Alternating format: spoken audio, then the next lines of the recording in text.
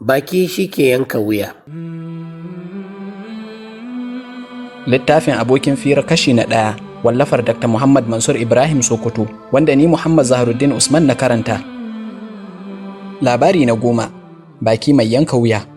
A wani gari da ake kira Naisabur, aka yi wani kasurgumin barawo wanda ya yi suna wajen fashi da makami. Ya tara wata babbar hanya, yana kashe mutane masu wucewa. An yi juyin duniya domin a kamo shi, amma abin ya faskara. Wata rana sai sarki ya yanke shawarar da ya masa afuwa har ma ya bashi mukami don ya zo ya yi saranda ya zauna lafiya.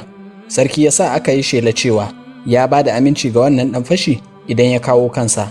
Haka kuwa aka yi. Ɗan fashi ya ajiye makaminsa ya koma cikin muƙarraban sarki.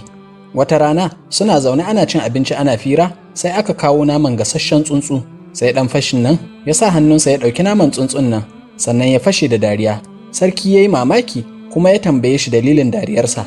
Ɗan fashi ya kaɗa baki ya ce, wani bawan Allah ne na tuna da shi da ya taɓa min wata irin wauta. Sarki ya ce, kamar yaya?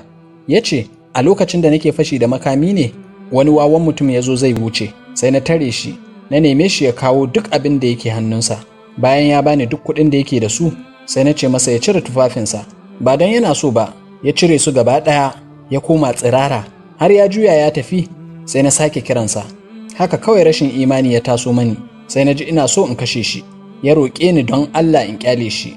Na ce sam, ban san haka ba.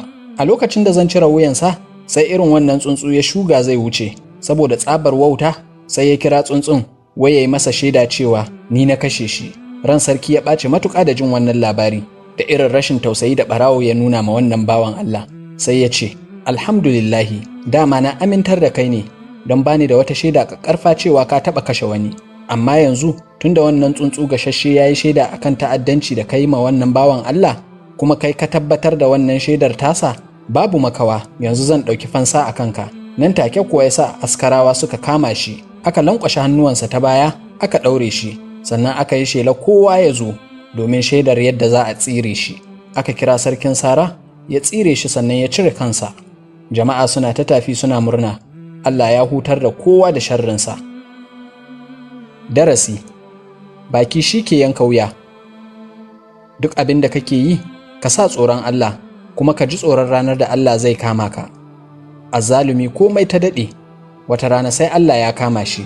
Rana ɗaya ta ɓarawo, ɗaya ta mai kaya. Tausayi siffar mutanen kirki ce.